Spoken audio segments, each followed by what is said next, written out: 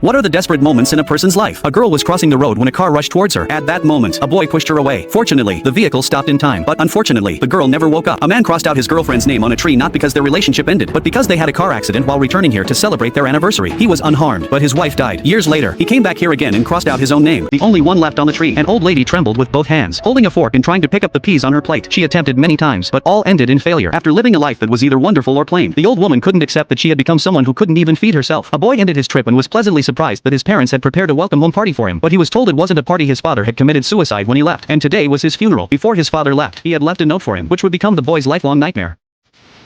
When a man came home from work, he found a dead bird in the house. Memories flooded back to his childhood, when he and his mother found a mother bird that had fallen to its death and adopted its baby together. He and his mother fed it water and dug earthworms for it to eat, and the boy and the bird stayed together every day, inseparable, until this day. After school, his mother was carried onto an ambulance. The boy waited in the long hospital corridor, only to receive the news that his mother had passed away. They held a funeral for his mother, and finally, in front of her tombstone, the boy set the bird free. In the blink of an eye, more than 10 years had passed, and he came to his mother's tombstone again. A man was suspected of having cancer, and now the doctor needed to do one last check if his hand was bigger than his face. The diagnosis would be confirmed.